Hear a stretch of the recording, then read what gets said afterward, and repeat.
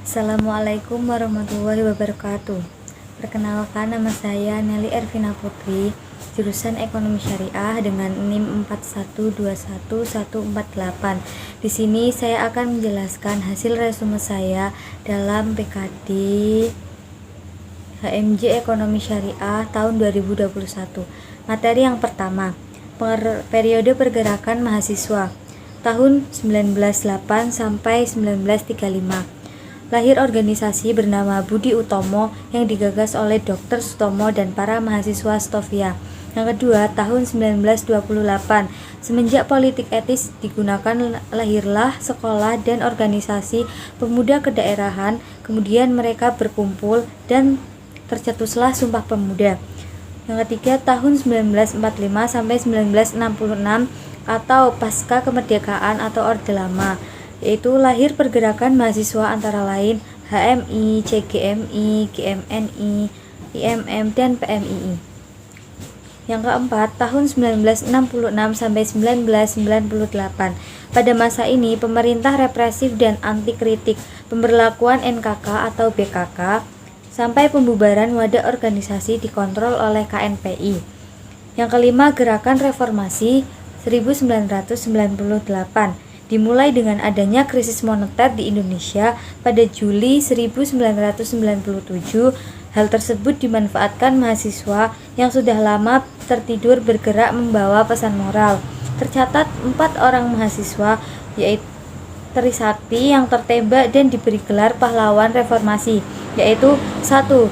Elang Mulia Lesmana, yang kedua Hafidin Royan, yang ketiga Heri Hartanto, dan yang keempat Hendriawan Si. Yang terakhir, gerakan mahasiswa era sekarang. Barisan Orde Baru terkait NKK atau BKK membungkam pergerakan mahasiswa. Kemudian, materi yang kedua. Pemateri Kak Sohibul Mutakin, yaitu Ketua Umum HMJ Ekonomi Syariah. Apa sih HMJ Ekos itu? HMJ Ekos adalah lembaga tertinggi mahasiswa jurusan Ekonomi Syariah IAIN Pekalongan. HMJ Ekos berdiri pada tanggal 26 April 2006. Adapun visinya yaitu terbinanya mahasiswa ekonomi syariah yang berkualitas dan berintegritas serta dapat menjawab dalam membumikan Islam di bidang ekonomi. Kemudian misinya yaitu 1. Memaksimalkan pendayagunaan sumber daya yang tersedia beserta seluruh potensinya. Yang kedua, terciptanya sumber daya insani yang mandiri, tangguh, dan berkepribadian. Yang ketiga, menampung dan menyalurkan aspirasi mahasiswa ekonomi Islam, potensi intelektual mahasiswa ekonomi Islam yang kuat secara spiritual dan emosional. Kemudian materi yang ketiga oleh Jaka Priyatna dengan judul Kepemerintahan Mahasiswa FEBI dan Hierarki Perpu Mahasiswa. Student government adalah bentuk pemerintahan yang mengambil kekuasaan atau pelembagaan kepentingan politik mahasiswa dalam format negara mahasiswa. 5 prinsip dasar student government. Yang pertama, student government berpatron pada gerakan moral. Yang kedua, student government berpatron pada gerakan intelektual. Yang ketiga, student government merupakan gerakan politik. Yang keempat, student government bersifat independen. Yang kelima, student government sejajar dengan pihak manapun. Adapun tupoksi dari Ormawa FEBI adalah tertuang dalam Perma Sema. Yang kedua, tertuang dalam AD/ART.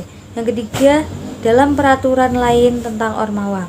Adapun mekanisme hubungan PM FEBI IAIN Pekalongan yaitu 1. Menaati aturan yang sudah ada. Yang kedua, menjalin komunikasi yang baik. Yang ketiga, memahami tupoksi bidang masing-masing. Yang keempat, memahami garis-garis dalam organisasi. Dan yang kelima, menjalin keselarasan dalam memajukan Ormawa.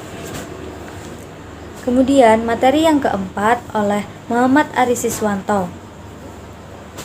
Pengertian organisasi. Organisasi adalah tempat berhimpun dan berkumpulnya orang-orang yang punya rasa sama, hobi, ideologi, dan lain-lain, yang kemudian berproses untuk berjuang mencapai tujuan yang telah disepakati bersama.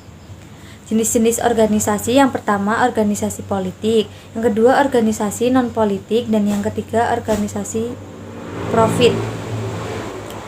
Adapun komponen dari organisasi itu sendiri yaitu anggota, pengurus, tujuan, aturan, struktur, sistem, dan sarana prasarana. Fungsi manajemen organisasi, yang pertama planning atau perencanaan. Rencana yang telah dibuat dan disusun rapi oleh pengurus organisasi, atau dalam hal ini sering dilakukan dengan agenda rapat kerja yang di dalamnya membahas tentang kegiatan, anggaran, dan teknis pelaksanaan. Yang kedua, organizing atau pengaturan, yang terdiri dari struktur organisasi, job description, arsip dan inventaris organisasi, dan administrasi organisasi. Yang ketiga, accounting atau menggerakkan, yaitu membuat grand design agar pengurus organisasi mampu melaksanakan tugas-tugas dengan antusias dan kemauan yang baik.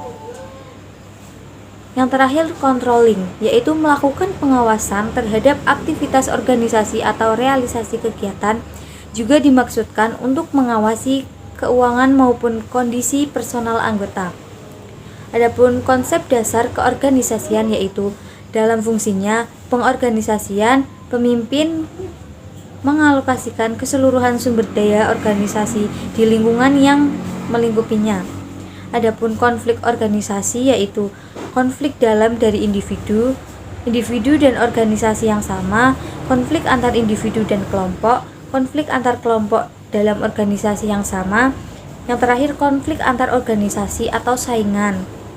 Penanganannya itu meliputi introspeksi, mengevaluasi pihak-pihak terkait, dan identifikasi sumber konflik.